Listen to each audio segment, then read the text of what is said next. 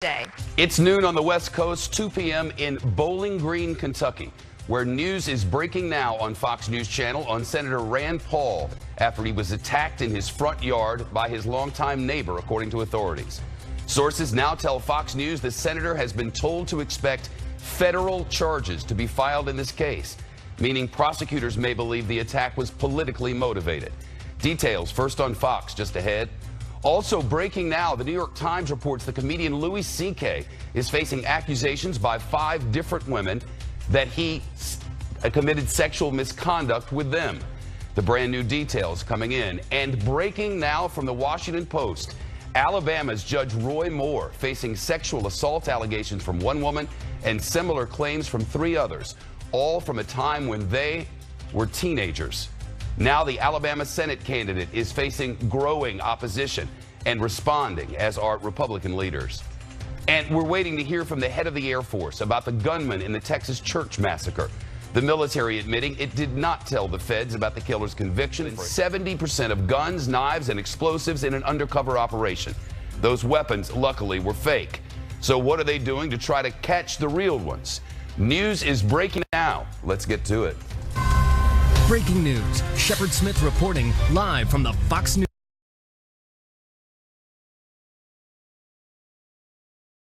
The president now says he blames Americans, not the Chinese. And there's word airport screeners failed to find more than 70% of guns, knives, and explosives in an undercover operation. Those weapons, luckily, were fake. So what are they doing to try to catch the real ones? News is breaking now. Let's get to it. Breaking news. Shepard Smith reporting live from the Fox News deck. Wow, what a day. We begin with a bombshell report involving the Republican nominee for Alabama's Senate seat. Accusations today that Roy Moore initiated a sexual encounter with a then 14-year-old girl and relationships with 3 other teenagers. Now, the Senate Majority Leader Mitch McConnell says if the allegations are true, Roy Moore should take himself out of the race for the Senate. According to the reporting of the Washington Post newspaper, within the last hour, this all happened while Roy Moore was in his 30s, and the incident with the 14-year-old in 1979. The woman tells the Washington Post that Moore struck up a conversation outside a courtroom, offered to watch the girl while her mom went in for a custody hearing, and when they were alone, she reports that Moore asked her for her phone number. And days later, she says he picked her up near her house and, quote, drove her about 30 minutes to his home in the woods, told her how pretty she was, and kissed her. Then, on a second visit, she says, he took off her shirt and pants and removed his own clothing. The report goes on, he touched her over her bra and her underpants, she says, and guided her hand to touch him over his underwear. The report continues, I wanted it over with. I want it out, she remembers thinking. Please just get it over with, she's quoted as saying. Whatever this is, just get it over. The woman says she asked Roy Moore to take her home. Whatever this is, and just get it over. The Post also reports the woman says she asked Roy Moore to take her home in recent weeks, and to say Roy Moore pursued them. The Post also reports 3 other women have now come forward in recent weeks, and the women say Roy 16 and 18 years old. Each says Moore's campaign officials say the allegations and the women between 16 and 18 the Washington Post of playing politics. Roy Moore's campaign officials say the allegations are not true. They're accusing the Washington Post of playing politics. In a statement they write, Judge Roy Moore has endured the most outlandish attacks on any candidate in the modern political arena, but this story in today's Washington Post alleging sexual impropriety takes the cake. National liberal organizations know their chosen candidate, Doug Jones, is in a death spiral, and this is their last-ditch Hail Mary. The Washington Post has already endorsed the judge's opponent, and for months, the Post has been engaged in a systematic campaign to distort the truth about the judge's record, his career, and derail his campaign. As I reported, the Senate Majority Leader, Mitch McConnell, now says that Roy Moore should quit the Senate race if the accusations are true. But another prominent Republican, Senator John McCain, wants Moore gone now. Quoting, the allegations against Roy Moore are deeply disturbing and disqualifying. He should immediately step aside and allow the people of Alabama to elect a candidate they can be proud of. The news is breaking now, and Peter Ducey's on it live on Capitol Hill. Peter? Shep, this accuser, who was 14 at the time and 53 years old now, is named Lee Korfman, and she says that Moore undressed and started inappropriately touching her and also tried to get her to touch him inappropriately. She also does accuse him of kissing her, but insists there was never any sexual intercourse. Still, the Moore campaign is calling this story, which is apparently from the late 70s, false, and they do suggest that it's only coming out now to help the Democrat in this race, Doug Jones. Part of their statement says this garbage is the very definition of fake news and intentional defamation. We have called a few phone numbers the Fox Brain Room says belong to the accuser here, Lee Korfman, but we have not been able to get in touch with her yet. Shep. What else are we hearing from lawmakers this afternoon, Peter?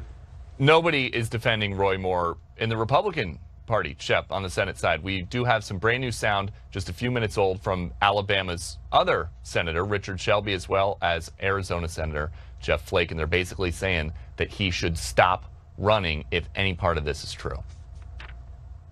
I don't know. It's a devastating, nasty story. If the revelations, if that's true, I don't believe there'd be any place for him in the U.S. Senate. No. If there's any shred of truth, he ought to step aside immediately. There are more than a dozen Republican senators now who say that Moore should step aside if these allegations are true. It seems like the list is getting longer by the minute. The Senate Majority Leader Mitch McConnell is among them. But remember, Moore ran his race in the primary and won on an anti-McConnell platform. And Moore still is likely going to be on the ballot, even if he was to step aside, because state law says no new ballots printed within 76 days of the election. If they were printed, Luther Strange's name can't go on it because he already lost this year, but he could theoretically be written in by voters. It's still early to tell, though, if that's something that's going to happen, Shep. Just beginning. Peter Ducey in our Washington newsroom. Thank you. Breaking news now on Fox News Channel. 5 women have told the New York Times newspaper that the comedian Louis C.K. crossed the line into sexual misconduct. This story breaking in the last 15 minutes. The New York Times reports the encounters happened more than a decade ago. When asked for comment, Louis C.K.'s publicist told the Times he is not going to answer any questions, and that's a quote. The distribution company behind his new movie canceled its premiere just hours before it was set to happen today. Louis C.K. also canceled an appearance on The Late Show with Stephen Colbert on CBS. That news breaking now. More details as they come. Also breaking, the leader of the United States Air Force speaking from the Pentagon now, and they're talking about the suspect in the Texas church shooting. He was able to buy guns because the Air Force failed to report his violent history. The military convicted the suspect of assaulting his wife and cracking his stepson's skull. He spent a year in prison and got a bad conduct discharge. Under Pentagon rules, the Air Force should have told the FBI so his conviction would come up on background checks, disallowing him to buy a gun.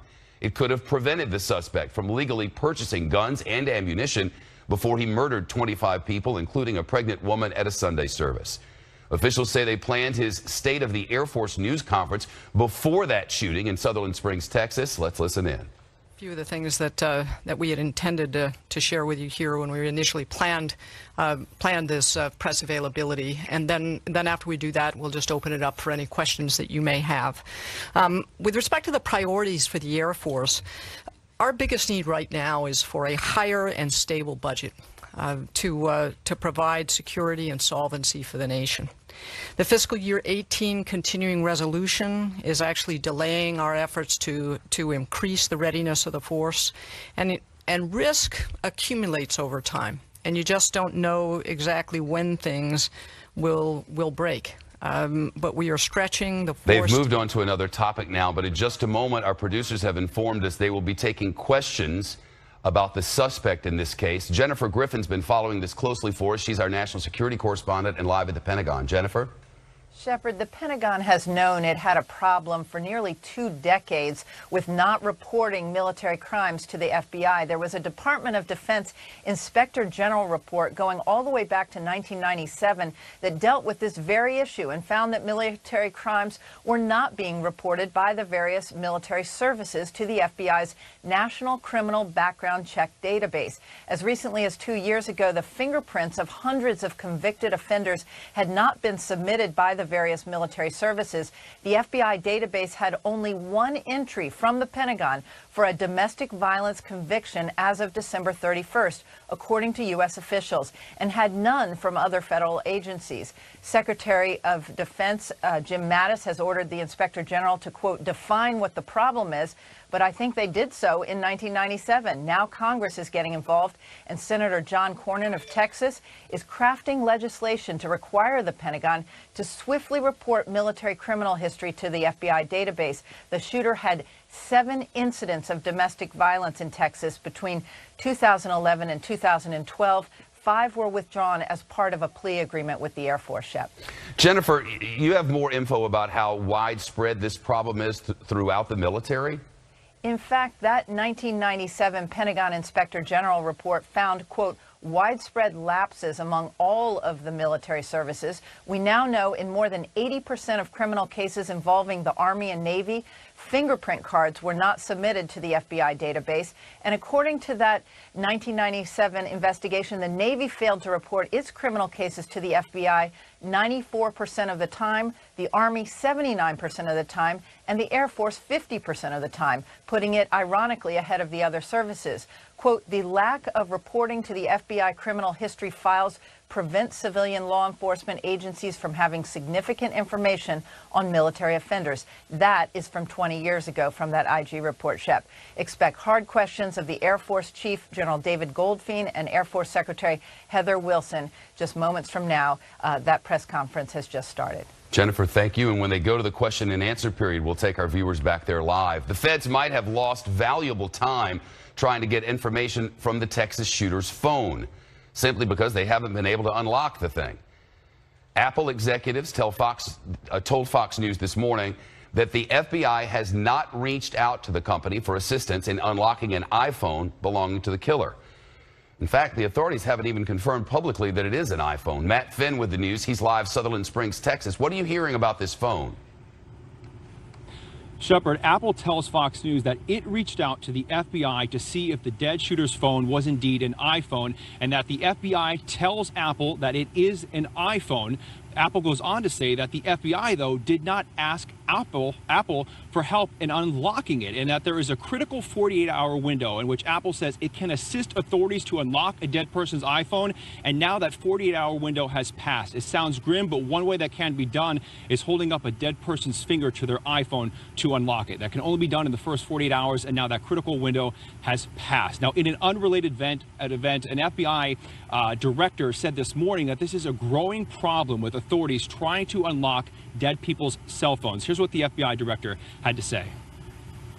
Whether it's gangs, homicides, car accidents, civil disputes, we are unable to access many of these devices. And there's a challenge in explaining that because the Bureau looks like, hey, we want access to everything. That's obviously not what we are arguing. The Southern Baptist Convention also tells Fox News that Pastor Pomeroy of the First Baptist Church here in Sutherland Springs expressed to the president and leaders of the Southern Baptist Convention that he would like the church to be demolished, saying it's a very painful setting. The Southern Baptist Convention says ultimately the pastor and the church will have the final decision if the church behind me would be demolished. Shep. Matt Finn on scene. Matt, thank you. Coming up, breaking new details on the assault on Senator Rand Paul.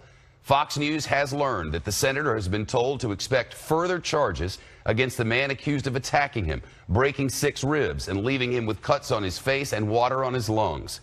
Was the attack politically motivated?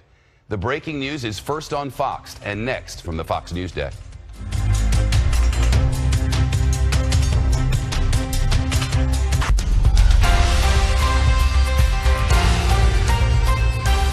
Hi, this is Fox Extra, and I'm Julie Banderas. From the battlefield to the farm, a new startup is using military technology to keep an extremely close eye on crops. Fox News correspondent Douglas Kennedy has the story. I know that I have aphids that are starting in the kale.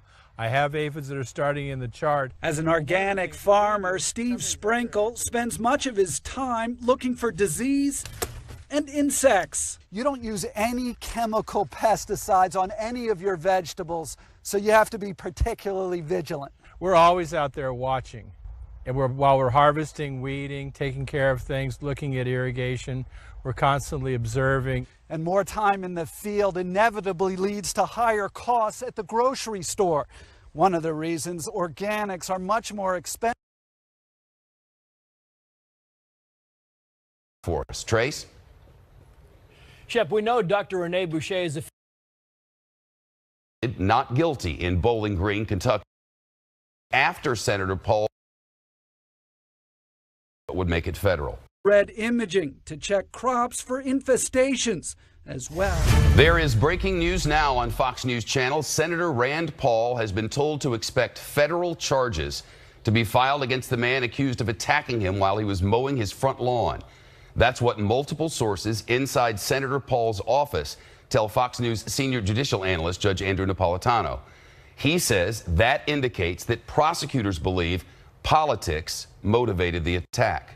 That's what would make it federal. A senior advisor to the Kentucky senator says he had not talked to the suspect in years before the man, quote, vigorously assaulted him. He also disputed reports that the senator was involved in a long-standing dispute with his neighbor, saying the first conversation with the attacker came after Senator Paul's ribs were broken. This was not a fight. It was a blindside, violent attack by a disturbed person. The suspect is Rene Boucher. He pleaded not guilty in Bowling Green, Kentucky, in court today, about 100 miles south and west of Louisville. Prosecutors there say they may change the misdemeanor charges because of how severe Rand Paul's injuries are. But so far, no changes. The senator says he has 6 broken ribs and water on the lungs. It's been back and forth between the two parties today. The suspect's lawyer saying this was all about lawn maintenance. His neighbors, many of his neighbors, say that is ridiculous. And Rand Paul has been out with some interesting tweets today, suggesting that was not the case at all. And now word from his office that they should expect federal charges against the accused attacker. Trace Gallagher with the rest of the story live for us. Trace?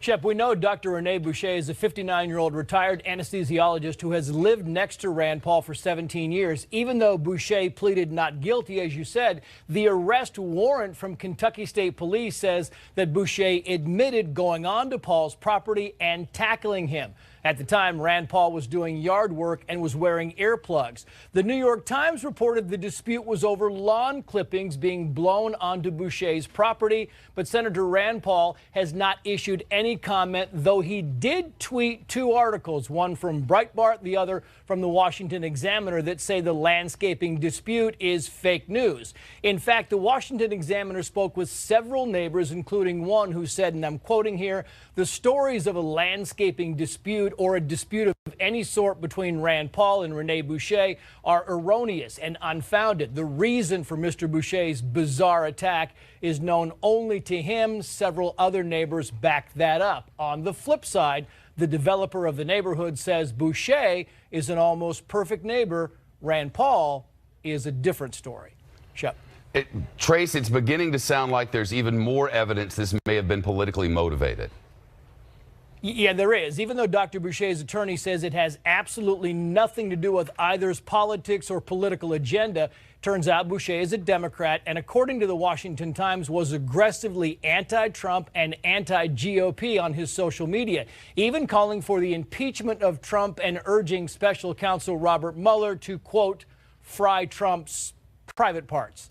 The former doctor was also apparently a fan of the Never Trump movement. Some neighbors also say this should not be called an altercation, considering Rand Paul was ambushed by his neighbor. The severity, as you said, of the injuries could lead to more charges, including federal charges, Shep, for attacking a politician. You know, I've gone back and looked, and it now appears that the only one who was making this lawn narrative, this landscaping narrative alive was the lawyer for the suspect. We haven't officially heard that from anyone in Rand Paul's team. Never.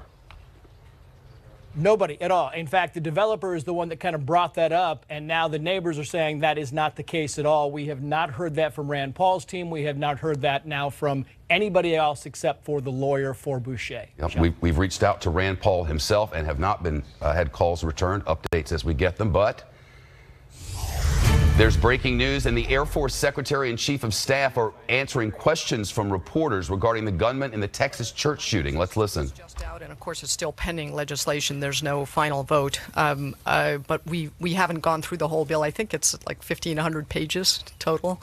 So I think we're kind of hoping that we don't get it before the 3-day weekend entirely, as we'll have a lot of people spending their weekend reading. But I think everyone agrees that space needs to be integrated, normalized as part of a joint warfighting effort. This year's budget increases, the FY18 budget proposal increases what the Air Force is proposing to spend on space by 20%, and we are shifting to space as a warfighting domain. Last week we were in Colorado out and visited again the National Space Defense Center. Just in the 6 months that I've been on the job, went there once very shortly after I was confirmed and was just there again last week, and the advances are significant. Chief, do you want to? Yeah, I would just offer that, Secretary Mattis has been actually very clear in his guidance to all the services that we are to go look at how do we increase lethality and readiness. And when I opened with talking about owning the ultimate high ground, the nation expects its Air Force to own the high ground, the ultimate high ground, and achieve space superiority, which is like air superiority, freedom from attack and freedom to maneuver. And so as we transition from a benign domain from which we monitor and report to a warfighting domain, this is a significant shift that we're leading as we go forward. Because as a service, we organize, train, and equip and present ready forces to combatant commanders. And so as the Secretary said, normalizing space as a warfighting domain means we integrate all those capabilities and tried and true principles of joint warfighting in this domain as we go forward. The National Defense Space Center is a huge part of that. The Secretary and I also spent an entire day with all the 4-star and 3-star leadership of the Air Force doing a full day tabletop exercise on warfighting in space. So we're moving forward. The legislation would take certain authorities away from the Air Force, the PDSA, the A-11, and it would put the warfighting ConOps development under STRATCOM. Are you concerned about those authorities moving outside of the service? Well, actually, there's a lot of things in that language that's conditional and a lot of caveats in there, and I think we want to look at the language really carefully. Well, they've moved on to other topics clearly, but the headline from this briefing is they've come together to say that leaders at the Pentagon in Washington did not have any idea of the shooter in Texas's background because of the error that was made in the chain. And the moment they became aware at the Pentagon, according to their reporting a few moments ago, they put that word out to the public. Further, they went on to apologize to the victims and the victims' relatives and loved ones for what's happened, and they're vowing to get to the bottom of it. Let's bring in Michael Farkas, a criminal and military law attorney. He represents both current and former service members. This seems extremely serious and, quite frankly, horrifying. It is, Shep, and I wish I could say that this was an isolated occurrence, but in a very large bureaucracy where there are many, many steps and many, many people involved, unfortunately, errors do happen, and I think the Air Force Secretary will be agreeing that a lot of improvement has to happen. More on the breaking news on the attack in Kentucky Republican Senator Rand Paul. As I've been reporting, sources inside the senator's office tell our Judge Andrew Napolitano that Senator Paul has been told to expect federal charges against the suspect. Judge Napolitano, in a conversation downstairs a few minutes ago, told me this points to one thing, that is that this was politically motivated. Do you agree? Well, if they're considering federal charges, that obviously goes way beyond a simple state assault charge. He's currently charged with what appears to be kind of a low-level assault. Misdemeanor for assault. Right, but I would bet if it remains at the state level with broken ribs and water in the lungs, it may very well be elevated to a felony and go to the county attorney. But that aside, if they're looking at federal charges, it sounds like this was politically motivated. We had the initial police report indicated that there was a delayed reporting, meaning the assault happened, he went inside, called the police came, and he reported, I have this pain. But he didn't know he had broken ribs at the time, and that's why they put a misdemeanor assault 4 on him, which is a very low level, you know, $7,500 bond. But they said if it turns out the injuries are worse, we'll change the charges. And then nothing happened. This kind of makes all of that make sense in a way that it didn't before. No, it does. It's obviously being vigorously investigated. you can read into a little bit about what comments are coming out of Senator Paul's office as well. You know, he's really not going along with this is a no big deal story. No, he said indeed that what they're saying isn't true. This was not about lawn maintenance. The lawn narrative is shattered. Right. So if there is some kind of connection, if it was in, I think the official language of this statute is on account of the performance of his official duties, and that really could mean a whole host of things, right? This person might be looking at a maximum 20-year count under federal law. Well, we'll wait for it to play out. Again, we would love to hear from Senator Paul on this matter. He has not spoken to anyone as far as we know, and this news is new on Fox News in this hour. Expect more throughout the day. The breaking news in the White House Ways and Means Committee has just approved the Republican tax plan. Ways and Means says yes, and we might soon learn what's in it now that it's been approved. This comes as Senate Republicans release their own tax rewrite, and it's different. Changes are abound. He meant to say. It's the bottom of the hour coming up, top of the news. Stay with us.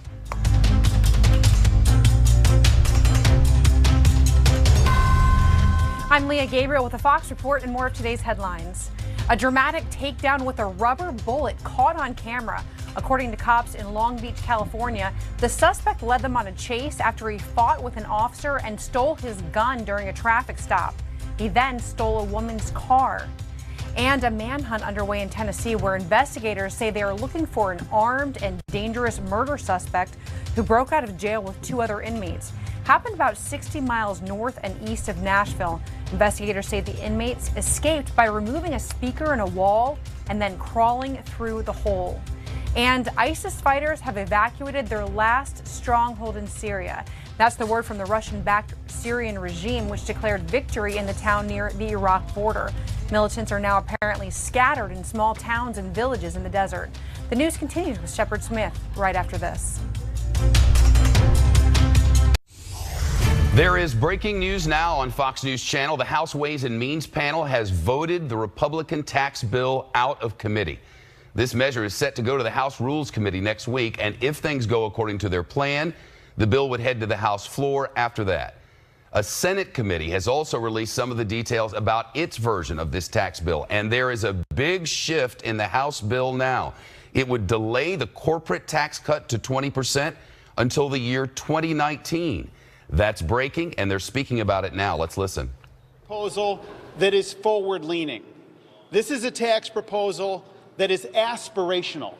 This is a tax proposal that invites Americans to say, you know what? I'm ready for prosperity. I'm ready for opportunity. And I'm ready for a bright future. This is an important step today. Our next steps will be to fully engage other members of the House of Representatives. But there is a spring in our step as we think about this great debate, because we've got one of 2 choices. We can either defend the status quo, and you heard some defense of the status quo earlier on. What we'd actually like to hear is the details, and since we're not getting them from this cheering squad, let's go to our chief congressional correspondent, Mike Emanuel. There are changes and notable ones today, yes? Well, that's right, Shep. Yeah, they did a 29-page amendment that Chairman Kevin Brady offered this afternoon. It would do some things that were popular with Republicans to make sure they got that 24-16 vote to pass it out of the Ways and Means Committee. For example, preserving the adoption tax credit. It will also lower the rate for small businesses from 15% to 9%. Chairman Brady talked about his changes a short time ago. For the past several days, we've had numerous discussions on many of these same priorities. These are areas where members on both sides of the aisle said we need to take a second look. We did. And now I'm offering this amendment on behalf of our committee to put them in the bill. It had enough support along party lines. Next step, it should go to the House floor. A lot of wrestling to go through before that, but should go to the House floor by the end of next week, Shep. What do you know about the Senate's plan? Well, the Senate plan is being rolled out just this hour, and it's definitely different than the House proposal. Let's take a look at some of the key points. The Senate would maintain 7 tax brackets ranging from 10% to 38.5%. It would totally scrap local and state tax deductions, which are popular in high-tax states. It would permit mortgage deductions up to $1 million, and it would reduce the corporate rate to 20%. But it would hold off and wait until 2019. Senators are still reviewing it. The House's top Democrat is accusing the GOP of rushing. Why don't we do it where there's the least opportunity for people to review it? Let's do it very fast. Very fast. Speed of light in the dark of night and back rooms without even their own members. There will be plenty more argument up here on Capitol Hill now, with 2 tax reform plans being unveiled and shown to the public. Shep. Mike Emanuel on the Hill. Thanks. For more on the GOP plan and how it could affect you, let's bring in Fox Business Network's Jerry Willis. What do you see? Well, so there's a lot going on. There's the Senate version. I wanted to get some numbers first in here and how this impacts, middle class folks, because there's more information on that today, and I think you should know. The Republicans have been saying all along that family of 4 earning $59,000 would get a tax reduction of $1,182. You've heard that a number of times, right? Well, guess what? When you work that out over the 10-year span of this bill, at the end of that period, that same family would get a tax increase on today's tax policy of $500. So there's actually baked into this tax increases at the back end for middle class folks. And I have to tell you, I just want to show you a list of some of the deductions that are going away or being, just reduced dramatically. Mortgage interest, student loan tuition, the medical expenses is a big thing for people who have huge medical problems. You can write off medical expenses up to 7.5% of income. It's a big deal. And yesterday, of course, we talked about student loan interest, tuition expense. A lot of this stuff is out of the House version, and of course the Senate upping the ante today on the SALT, state and local income tax, saying you can't deduct any of that under their plan. So what you're saying is, for middle class Americans, a lot of people will actually see a tax increase from this. It depends on who you are, what your deductions are, how big your tax is. You're likely to see some kind of tax increase here. But there are lots of tax breaks for the rich. Well, there are lots of tax breaks for the rich, and it's really unclear. I think right now you're going to see some tax increases for wealthy people. But I have to tell you, we've been sold that this thing is a huge middle class tax break. I think that's true, but only to it. But I have to tell you, we've been sold that this thing is a huge middle class tax break. I think that's true, but only to a point. And for a lot of people, certainly if this went into law, at the end of that 10-year period, which this law goes for, you're going to see increases for some people. The Dow is off significantly today. The NASDAQ off even more significantly percentage-wise. How much is this about the tax uncertainty? Everything about taxes. So our own Maria Bartiromo talking to Steve Mnuchin, that is the Treasury Secretary. He knows a thing or two about taxes, and in part behind this, he said that they cannot sign on to immediately reducing those corporate taxes to 20%. May not happen for a year. So that raises all kinds of questions. Will it ever happen? If the Republicans were to lose control of one house or both houses, could they even get it through? So you saw the big sell-off. It was 180 points down from the level at the open. This was a big change. We've rallied back here some, but you can tell that the market's really focused on these taxes, these corporate taxes in particular. Some of this was baked in. A lot of people were buying stocks in part because they thought they were going to get some kind of corporate tax benefit, right? But, when they got the news today from Mnuchin, maybe not, you saw what happened. Jerry, thank you. You're welcome. President Trump's former national security advisor, Michael Flynn, is said to be worried that the special counsel Robert Mueller could target Flynn's son in the Russia investigation. That's what our Catherine Herridge is reporting. Michael Flynn Jr. served in his father's chief of staff and worked for his dad's lobbying firm. Investigators say Flynn Jr. traveled with his father to Moscow in December of 2015. That's when Flynn Sr. sat next to the Russian President Vladimir Putin at a black-tie dinner for the Kremlin's propaganda outlet RT television network. NBC News reported earlier this week that Mueller had enough evidence to file charges in the Flynn investigation and his son. Fox News confirms Mueller's team is looking at Flynn Sr. for failing to register as a foreign agent when he was lobbying for Turkey. Also, accusations he talked about a plot to kidnap a Turkish cleric living in Pennsylvania. Flynn has denied that. Flynn Jr. commented about the ongoing federal investigation a few days ago, tweeting that he does not think he'll go to jail. Josh Gerstein is here, senior reporter for Politico. What do they have on Michael Flynn Jr.? Well, I think the idea, Shep, is that it comes from the same involvement of him being side by side with his father in a lot of these activities. And there are questions, I think, about statements that were given either as part of background checks, because remember there was a story at one point that the father had sought some kind of security clearance, or at least requested a security clearance for his son. And then the question will be whether they were entirely candid in their dealings with the Justice Department about this question of whether they should be registered as foreign agents. Memorably, Michael Flynn led the lock her up chants at the convention and otherwise. What is the reporting now on the chances that that sort of thing might happen to him? I mean, I would say it's possible. It's definitely something that the Mueller team is looking at. I would be very surprised if we saw any kind of charges that involve simply failing to register as a foreign agent. If you look at the Manafort and Gates cases that were brought a little over a week ago, prosecutors in those cases said pretty much explicitly that there isn't really a history of bringing cases for failing to register as a foreign agent, except if you do something else, like you misrepresent yourself or you are involved in some conspiracy to present false information to the government, or you lie to investigators. That's the kind of thing that will then be coupled together with those other charges and put forward as a package. You really don't find cases where people simply failed to register and there was some dispute and they got charged over that.